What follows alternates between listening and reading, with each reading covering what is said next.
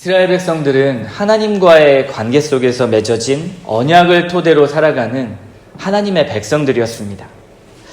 이들에게 주어진 하나님의 뜻은 너무나 분명했고요. 그리고 이 뜻이 그들의 삶의 방향을 설정하고 그들의 삶의 목적을 설정하기는 충분했었습니다. 그런데 그 이스라엘이 언약을 파기해버렸고요. 그리고 이 백성들은 이제는 심판을 받아야만 했습니다. 오늘 미가 6장은 이 미가의 저자가 이러한 하나님과의 언약 관계에서 불순종했던 이스라엘에 대해서 언약에 대한 이 소송을 형식으로 삼아서 전개하는 그런 본문 내용입니다. 하나님께서 그의 백성들을 고발하시는 것이죠. 그리고 고발하는 그 논리적인 근거를 하나하나 제시하고 있는 내용이 오늘 본문의 말씀입니다. 1절과 2절의 말씀입니다. 너희는 여호와의 말씀을 들을지어다. 너는 일어나서 산을 향하여 변론하여 작은 산들이 내 목소리를 듣게 하라 하셨나니 너희 산들과 땅의 견고한 지대들아 너희는 여호와의 변론을 들으라. 하나님 여호와의 변론을 들으라는 것이죠. 그런데 여호와께서는 산과 그리고 작은 산들, 특히 땅의 지대들을 증인으로 재판장에 부르십니다. 산과 견고한 땅이라는 표현이 있는데요. 이들을 증인으로 세우는데 산은 변함없죠. 늘 그 자리에 있습니다. 그리고 견고한 땅은 어떻습니까? 하나님께서 천지지변을 일으키시지 않는 한 늘 한결같이 있는 것이 바로 땅과 산이죠. 이스라엘의 변덕스러움과 다릅니다. 늘 한결같은 산과 땅에게 하나님께서는 재판장에 부르셔서 이스라엘의 죄악을 증인으로 내세우십니다. 변하지 않는 땅과 산을 부르신 이 하나님께서 내어놓으시는 이 변론은 죄에 대한 판결의 근거를 들어보라고 말씀하는 것입니다. 또한 원고이자 재판장인 선지자 미가를 대리인으로 세워서요, 이스라엘에게 소송을 걸고 있는 것입니다. 3절 말씀입니다. 내가 무엇을 네게 행하였으며 무슨 일로 너를 괴롭게 하였느냐? 너는 내게 증언하라. 하나님은 결코 이스라엘 백성들을 괴롭게 하신 적이 없습니다. 도리어 이스라엘이 하나님을 원망하고 불평했던 것이죠. 하나님이 베푸신 은혜를 잊어버리고 자기 중심적인 삶을 살았던 이스라엘. 그 이스라엘이 도리어 하나님이 우리를 괴롭게 한다라고 이야기하는 것입니다. 그런데 하나님께서는 이스라엘 백성들을 괴롭게 하신 적이 없다라고 이렇게 말씀하시면서 본문을 전개해 나가십니다. 우리는 조금도 내 생각과 맞지 않고 그리고 내 계획대로 일이 되지 않으면 금방 이렇게 불평하죠. 왜 나를 이런 고난 속으로 밀어넣으십니까? 왜 나를 이렇게 힘들게 하십니까? 나를 정말 사랑하시는 그런 하나님이 맞으십니까? 그때 하나님이 이렇게 대답하시는 겁니다. 야야, 내가 도대체 무슨 일로 너희를 괴롭게 했느냐? 내게 한번 그 괴롭게 한 일을 말해보거라. 그리고 한번 내가 너희에게 여태까지 베풀었던 일들을 한번 좀 기억해보지 않겠니? 라고 말하는 것이 바로 오늘 4절, 5절의 말씀입니다. 하나님께서 이스라엘에게 기억하기를 원하시는 일이 무엇입니까? 제가 4절과 5절을 한번 읽어보겠습니다. 내가 너를 애굽 땅에서 인도해내어 종노릇하는 집에서 속량하였고 모세와 아론과 미리암을 내 앞에 보냈느니라. 내 백성아, 너는 모압 왕 발락이 꾀한 것과 부올의 아들 발람이 그에게 대답한 것을 기억하며 시딤에서부터 길갈까지의 일을 기억하라. 그리하면 나 여호와가 공의롭게 행한 일을 알리라 하실 것이니라. 이 두 구절에서 하나님의 성품이 쏟아져 나옵니다. 먼저는 애굽 땅에서 그들을 속량하셨다라고 말합니다. 노예된 그들을 해방시켜 주셨죠. 자유를 주셨습니다. 구원하셨고 그리고 값없이 그들을 애굽에서 건져내셨습니다. 그들을 약속의 땅으로 젖과 꿀이 흐르는 땅으로 그렇게 인도해내신 것이죠. 그리고 합당한 지도자 모세와 아론과 미리암을 미리 예비하시고 준비하셔서 그들이 가나안 땅으로 잘 들어갈 수 있도록 주께서 인도하셨습니다. 하나님은 그들을 위해 준비하셨고 예비하셨습니다. 하나님께서 여러분을 속량하시고 그리고 여러분을 위해, 여러분의 인생을 위해 준비하시는 하나님을 신뢰하십니까? 그분이 나를 구원하셨고 그분이 나를 위해 모든 것을 예비하셨습니다. 이것을 신뢰하는 일이 너무나 중요합니다. 여기에서 신앙이 시작되는 것이죠. 그 하나님께서 지금 자신을 계시하고 있습니다. 발람의 저주를 축복으로 바꾸신 분임을 기억하라 말씀하시고요. 그리고 시딤에서 길갈까지, 다시 말하면 이스라엘의 이쪽 요단 동편의 끝 땅에서부터 가나안 땅에 들어가는 가나안 첫 성까지 이 모든 여정 가운데 하나님께서 인도하신 그 하나님의 은혜를 기억하라 말씀하십니다. 하나님의 성품을 기억하라 말씀하시는 것이죠.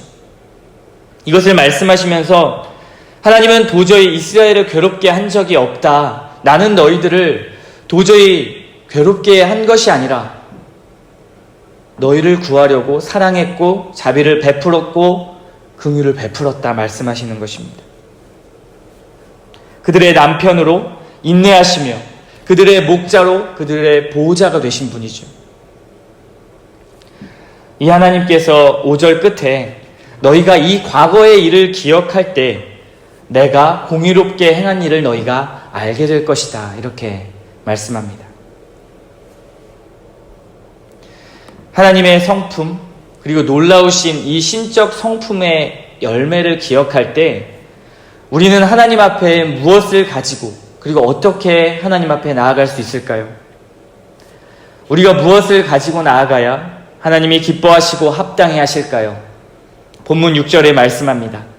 내가 번제물로 1년 된 송아지를 가지고 나아갈까? 이렇게 질문합니다. 또 7절에 천천의 순양과 만만의 강물 같은 기름을 기뻐하실까? 아니면 내 허물을 위하여 내 마다들을 드리거나 내 몸에 열매를 드릴까? 라고 질문합니다. 그런데 하나님께서 진짜 기뻐하시는 예배, 그리고 하나님 앞에 나아감, 그리고 하나님과의 친밀한 교제가 천천과 만만으로 비유되는 이런 값비싼 재물일까요? 우리가 그토록 찾는 진정한 예배의 모습, 그리고 하나님께서 나를 통하여 원하시는 것, 구하시는 것이 있다면, 그리고 하나님이 나를 향한 뜻이 있으시다면, 그리고 내가 무엇을 하기를 원하시고 나를 향한 계획이 무엇인지 여러분 알고 싶으십니까? 이 고민 가운데 모든 뜻의 토대이고 그리고 삶의 중심의 축이 되어야 할 것은, 즉 쉽게 말하면 하나님이 나에게 원하시는 것은 바로 이것입니다. 8절의 말씀을 한번 보십시오. 사람아, 주께서 선한 것이 무엇임을 내게 보이셨나니 여호와께서 내게 구하시는 것은 오직 정의를 행하며 인자를 사랑하며 겸손하게 내 하나님과 함께 행하는 것이 아니냐. 선한 것, 바로 이것을 구하시는데요. 첫째는 정의를 행하는 것입니다. 다르게 표현하면 공의이죠. 하나님의 성품 중에 큰 성품 중에 하나입니다. 이것은 바르게 하나님의 뜻을 실천하라는 말과 같습니다. 율법에 주어진 하나님 나라의 가치를 따라 행하는 것, 다시 말하면 말로만 이야기하지 말고 실제 행동으로 옮기는 삶을 말합니다. 둘째는 인자를 사랑하는 일인데요. 여기서 인자라는 뜻은 영어 성경에 보니까요, kindness입니다. mercy와 같은 뜻인데 자비라는 뜻이죠. 자비를 사랑한다라는 것은 하나님과 언약 안에 묶인 이 이스라엘 공동체 가운데 자비를 베풀고 긍휼을 베푸는 삶을 말하는 것입니다. 이웃을 돌보는 삶, 타자를 위해 나의 인생을 희생하는 삶을 말하는 것이죠. 이것이 인자를 사랑한다라는 표현의 뜻입니다. 마지막 셋째, 우리가 하나님 앞에 가져나가야 할 것은 하나님과 함께 행하는 것입니다. 나 혼자가 아니라 하나님과 함께하는 것이죠. 어제 우리가 미가서를 보면서 여호와의 영으로 능력과 용기를 얻는다는 표현을 들었었습니다. 이것과 같은 의미인 것이죠. 성령 하나님과 동행하여 나아가는 것입니다. 나 혼자가 아니라 하나님이 함께 행하심, 이것을 말하는 것이죠.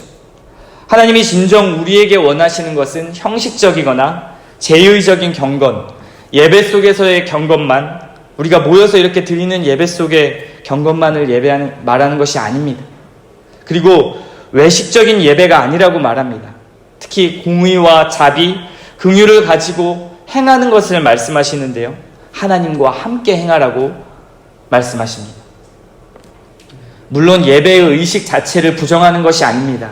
이렇게 모여드리는 예배, 우리가 하나님 앞에 찬양하고 기도하고 그리고 예배 가운데 나가는 모든 형식을 부정하는 것이 아닙니다.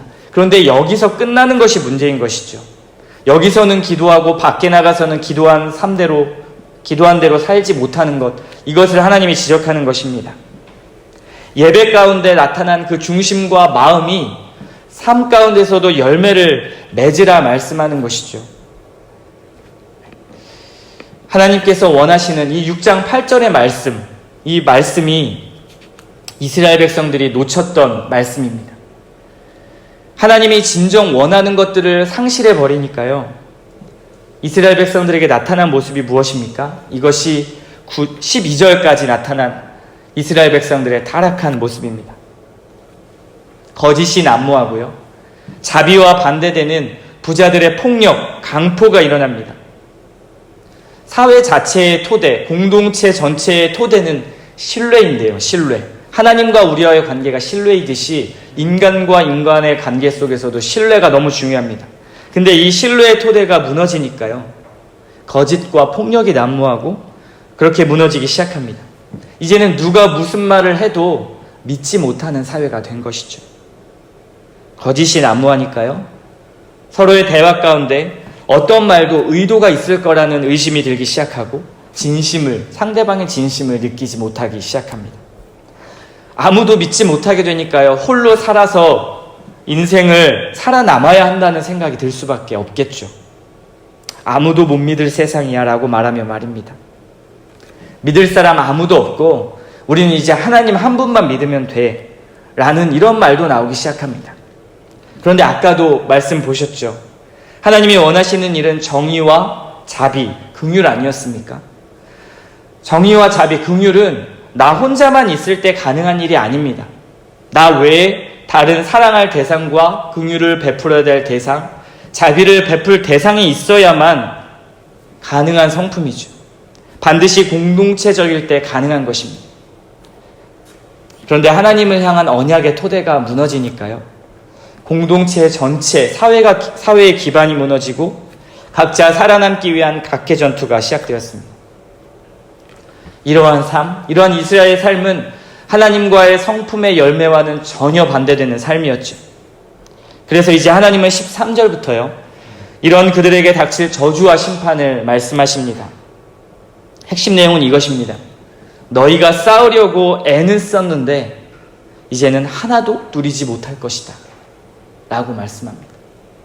너희가 살아남으려고 그렇게 아둥바둥 열심히 돈을 모으고 재물을 쌓고 명예를 쌓았지만 다른 이웃을 아프게 하면서 다른 이웃을 죽여가면서 너희는 살아남았을지 모르지만 너희가 가졌던 그것은 누리지 못할 것이다 라고 말하는 것이 13절부터 16절까지의 핵심 내용입니다. 너희가 쌓는 것으로 말미암아 안전을 누리지 못할 것이고 너희가 거짓과 폭력으로 쌓은 모래성은 무너질 것이다 라고 저주하시는 것이죠. 그리고 마지막 16절에는 오므리와 아합 왕조의 전통을 따르는 이스라엘 백성들을 책망하십니다. 오므리 왕조, 아합 왕조는요, 가장 악한 왕들 중에 하나로 표현됩니다. 우상숭배와 음란으로 가득했던 왕조였는데요. 독특한 것은 이 당시에 이스라엘은 도리어 모압을 정복하고요, 경제적으로는 부강하기도 했습니다. 세속적으로 보면 어떻게 보면 성공한 왕으로 볼 수 있죠. 역사적으로 믿지 않는 사람들의 시각에서는 그렇습니다. 그런데 나라는 부강했지만 하나님의 공의가 무너진 세상이었습니다. 결국 그 왕조는 타락하고 그 그들이 쌓았던 것은 누리지 못하는 것을 우리는 성경을 통해 알 수 있습니다. 지금 이 아합 왕조와 오므리 왕조의 전통을 따르는 이스라엘 백성들, 진정 하나님이 구하시는 것들을 버리고요, 세속적인 것을 향해 추구하는 이스라엘 백성들을 향해 하나님께서는 이제 이런 악함 가운데 있는 너희를 내가 황폐하게 할 것이다, 조속거리가 되게 할 것이다 라고 경고하고 계신 내용이 바로 이 16절까지의 내용입니다. 오늘 말씀을 통해 보면 제 개인적으로는 참 걸리는 것이 많았습니다. 삶이 곧 열매구나 라는 생각이 다시 한번 뼈저리게 드는 것이죠. 마음과 생각의 열매, 이것이 말과 행동이구나 라는 생각이 너무나 깊게 들었습니다. 하나님과 올바른 관계를 맺는 것, 그 하나님과의 언약 관계 안에 있는 것이 이토록 소중하구나, 이토록 내 삶의 토대가 되었구나 라는 생각이 들었습니다. 그렇다면 우리는 어떠한 삶을, 그리고 무엇을 어떻게 그 삶을 지향해야 할까요? 나를 향해 쌓아두는 삶이 아닌 하나님의 언약을 따르는 삶으로 나아가야 합니다. 성경은 나를 향해 쌓는 것은 모래성과 같다고 말씀하십니다. 결코 누릴 수 없는 것, 내가 아무리 쌓아봤자 누릴 수 없는 것을 향해 살아가는 것이 아닙니다. 그래서 본문은 선하신 하나님의 은혜, 언약이 담긴 이 법을 따르라고 하나님의 백성들 앞에 촉구하고 있는 것이죠. 이 일을 위해 하나님께서는 우리에게 당신의 놀라운 은혜와 사랑, 자비와 긍휼, 구원을 보여주셨습니다. 그리고 이것을 기억하라 말씀하십니다.